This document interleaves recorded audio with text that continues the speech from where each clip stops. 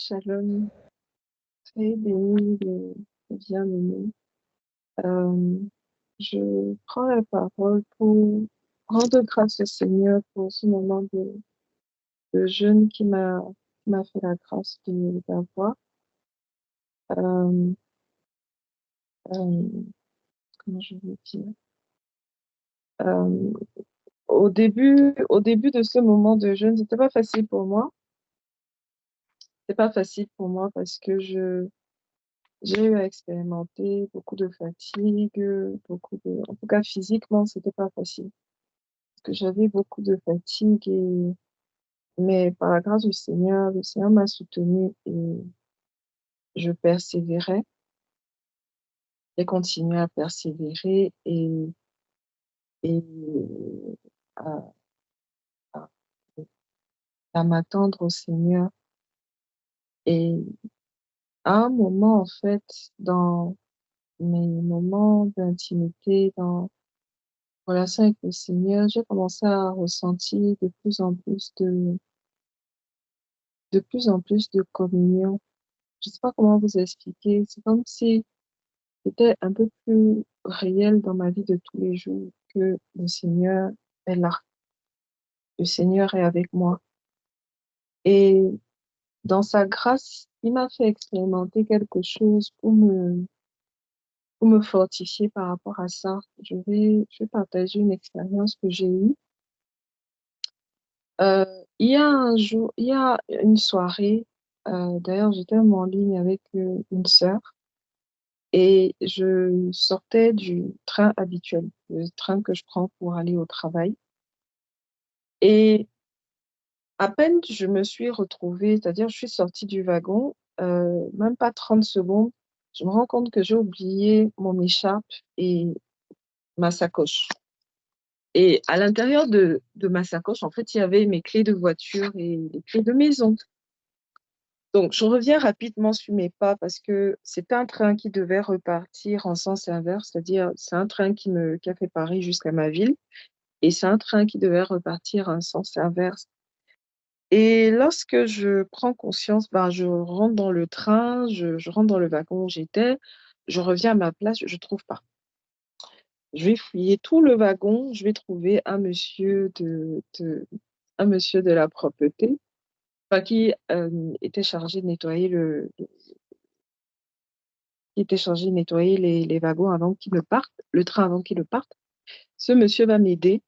Donc, en fait, les seules personnes qui savaient que je cherchais mes affaires, en fait, c'était des personnes qui étaient rentrées dans le train et qui s'apprêtaient, en fait, à repartir, quoi, en sens inverse. Je vais donc fouiller avec ce monsieur. À ma grande surprise, impossible de trouver mon écharpe, impossible de trouver ma sacoche. Je laisse imaginer ce que ça pourrait déclencher dans le cœur de quelqu'un. Je dis, OK, pas de souci.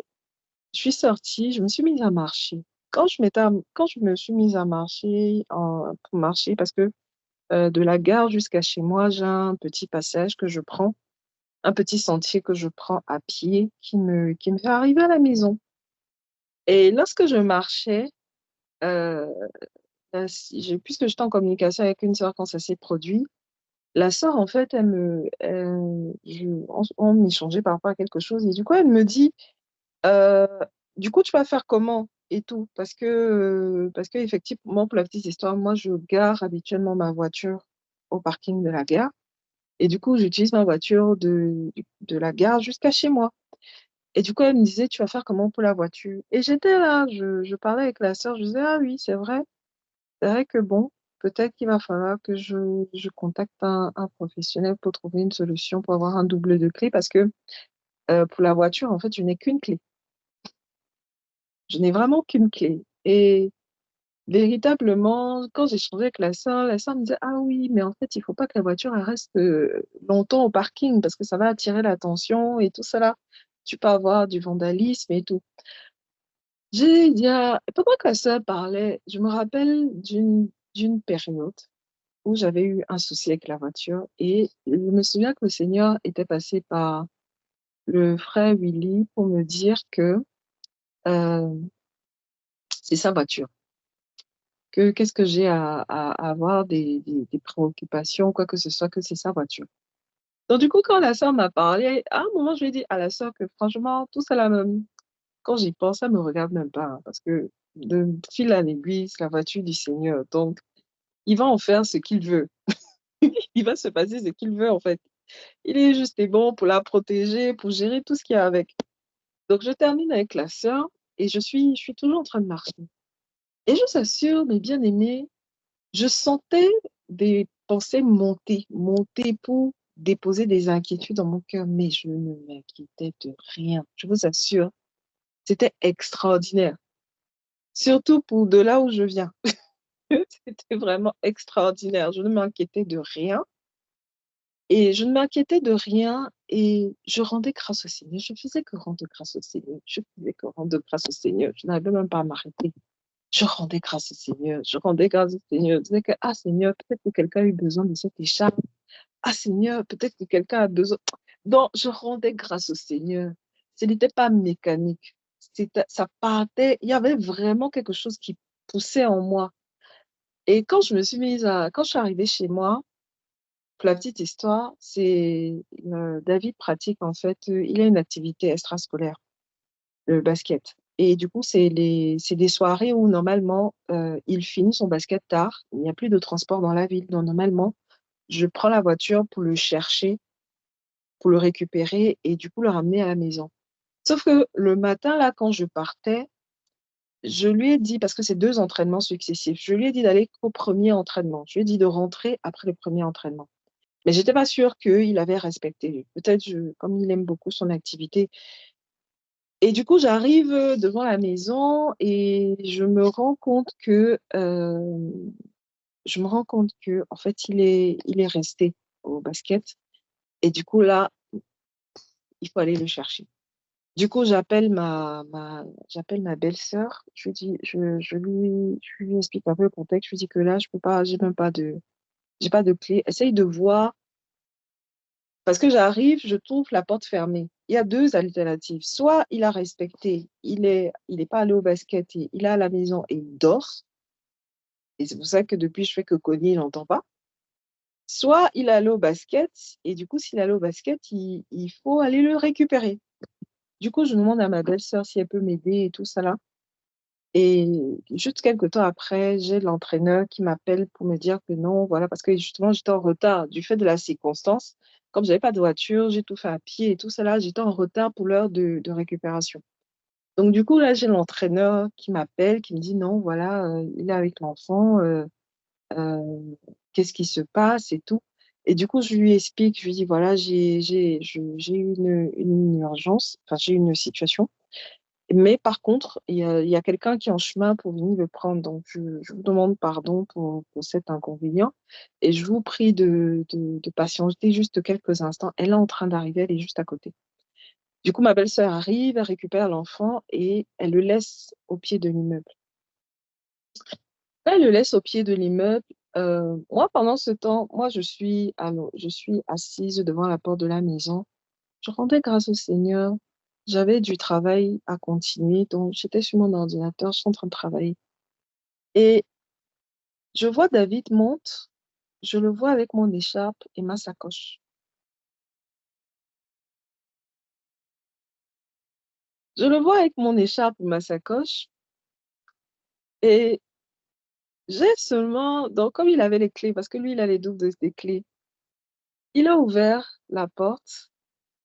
Dès qu'il a ouvert la porte, je suis allée me prosterner, j'ai rendu grâce au Seigneur, une joie indescriptible, une joie indescriptible du miracle.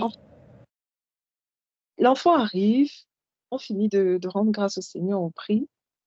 Il me dit, ah, maman, et du coup, là, je lui pose la question, David, d'où viens-tu avec cette écharpe et cette sacoche? Je vous dis que je l'ai oublié dans le train. L'enfant, lui, il est censé être dans son gymnase là-bas. Donc, voilà. C'est là qu'il me dit, ah, maman, tu sais, quand tata m'a déposé tout à l'heure, qui, j'ai vu 2 femmes avec, et elles étaient en train de sonner au bas de la maison. Je sais que Les moments qui avaient précédé cette circonstance, le Seigneur me parlait beaucoup dans mes moments de méditation sur la confiance en lui, la confiance en lui, en toutes circonstances, à vraiment t'accrocher, à vraiment persévérer. Quand l'enfant vient, il m'explique que, voilà, quand sa tata l'a déposé au bas de l'immeuble, il a vu deux femmes, un monsieur et une dame. Merci. Donc, il a vu un monsieur et une dame qui avaient les effets de sa maman et lui, très spontanément, il a dit, mais ça, c'est la sacoche de ma maman. Et du coup, les personnes lui ont remis et il est monté. Et quand je reste par rapport à ce témoignage, bien aimé, je vous disais que quand j'ai cherché mes effets là, les seules personnes qui savaient que je cherchais mes effets, c'était les personnes qui sont reparties dans le train qui allait vers Paris. Donc techniquement, personne ne savait que... Personne. Quand je dis personne, c'est-à-dire que quand je sortais, je marchais, il n'y avait pas de personne derrière moi. Et dans ma gare, il y a deux sorties. Il y a deux sorties. Il y a une sortie d'un côté, ce frère Georges qui le sait très bien, parce qu'il y a deux parkings. Il y a un parking devant et il y a un parking arrière. Et moi, en fait, le chemin pour arriver chez moi, c'est vers l'arrière. Donc, techniquement, il n'y a personne qui me suivait. Et ces deux personnes, je ne saurais pas vous dire qui elles sont, parce que même si c'était, parce que j'y repensais, je me disais, même si ces deux personnes qui étaient de Crépy et que c'est des personnes qui sont sorties à l'autre entrée, il n'y avait aucun document, en fait, il n'y avait aucun renseignement de mon adresse dans ma sacoche. Il y avait mon badge du travail, il y avait mon prénom, quelques numéros, et puis juste mon trousseau de clés enfin, mon trousseau de clés de voiture et puis mon trousseau de clés de maison.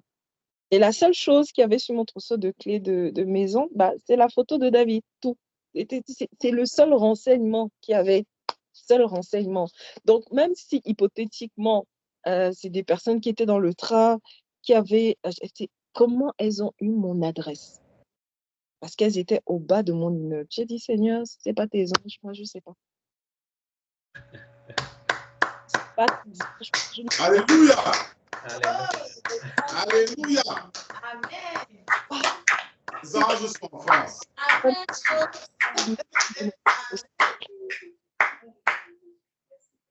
À l'intelligence humaine, ce n'est pas possible. Moi, j'ai seulement célébré, je vous assure, j'étais dans le brouillage. Donc, ça a galvanisé. J'étais déjà dans quelque chose dans mes moments avec le Seigneur, mais ça m'a vraiment galvanisé. Je tiens à rendre grâce au Seigneur pour la vie de chacune d'entre vous qui me portiez souvent beaucoup dans la prière parce que vous ne me voyez pas. C'était pas de mon fait, circonstance. C'était par circonstance et je rends grâce au Seigneur aussi parce que quelque part, c'était quelque chose que le Seigneur voulait faire profondément dans mon intimité. Et ça, c'est le premier témoignage. Enfin, c'est l'un des témoignages. Un autre témoignage par rapport à ce moment, c'est que dans mon intimité, j'ai commencé à vivre des choses extraordinaires. J'ai commencé à expérimenter le Seigneur comme une nuée permanente qui m'envahit, qui est physique, une nuée fraîche, comme si quelqu'un tout le temps me souffle sur le visage, me souffle sur tous les endroits de mon corps, me remplit comme ci, me remplit comme ça. J'ai eu des moments où même la prière, je me mets là, j'ai mal partout. Je suis fléchie, je suis prosternée, je m'attends au Seigneur et j'ai eu des moments où le Seigneur pouvait me remplir.